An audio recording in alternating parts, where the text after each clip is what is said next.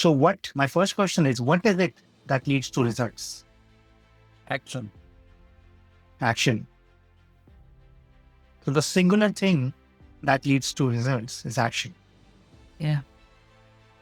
Now, when it comes to leadership, when it comes to producing results in conversation, what is that action specifically that leads to any result? Invitation. Invitation, yeah. Requests and promises. Requests and promises, yeah. Anybody else has any other answer? What is the action that moves a result or that creates progress? Boldness. Asking. Yeah. So boldness is a quality, or I would say is a quality of an action. It's an adjective. Mm. But the specific action, and I think as you can see in the chat, is requests, right? Or what Johannes said, promises or asking. And requests, and I always for me, there are two kinds of asking that can happen. One is I can make a request. And the second is I can make an offer. A request is like I am asking you to do something. Like if I say, can you prepare tea? That's my request to you. But I can also offer, like, can I prepare tea for you? Which is a very different kind of a request or ask. And then when you get a yes and no on either a request or an offer, then it becomes a promise. So yes and no, both are promises and both are valuable. But what is not valuable is maybe let us reconnect, anything which doesn't create or results in a clear commitment. And this is very nuanced. But I normally, when I work with companies, I spend an entire day. I can even spend 3 days on just this. Requests, offers, and promises. And one thing which I saw from the last session, one is you can ask. So to produce more results, one is you can ask more. The second is you can ask for more. You do not have to ask more times, but you can ask for more. And one thing which Dubem shared, right, was the thing that stops us from making requests or making an ask is always about ourselves. So which leads me to my third question. When you get a no for your request, offer, ask, what is that no to? So what is that no to? What you are offering or what you are asking for. But I don't take it like that. It's about me. Good. Wonderful, yeah.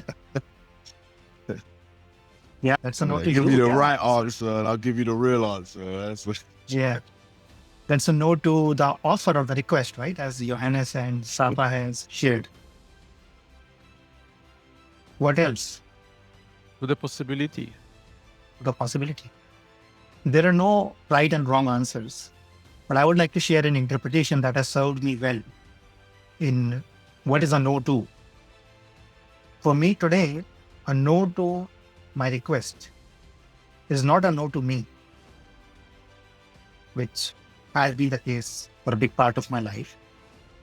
It is certainly not a no to what I am doing or my worth or my success or my failure or my ability or my quality.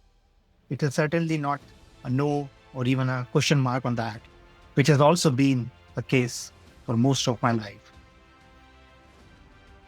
And it is also not a no to the relationship. Because many times I have not asked the same person because they have said no to me. So I have taken the no to a no to the relationship. It's not a no to me. It's not a no to my ability, success, worth. It's not a no to the relationship. It's not even a no to the request.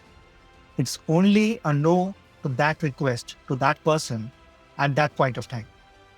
Which means the same request or a different request, I can repeat it back when I want to. And many times it has happened that I have made a request, somebody has said no to me, and I have paused for 5 seconds and I've made the same request back to them. exact same request. And they have said yes. And this is something you practice. This is not something you understand. This is something you practice. Sumit, To can unmute you share yourself what and- was different with the first and the second request? Nothing. Nothing was different. And it could be different. I could phrase it differently. I could create more context. I can ask a question and before, then I can make the same request again. But nothing is different because a no to me has nothing to do with that relationship, nothing to do with that request that I made, nothing to do with the possibility of what I am offering, not even a no to me. So I can just make the same request again.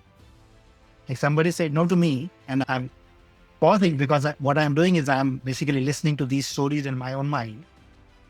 And a pause many times allows the other person to speak more.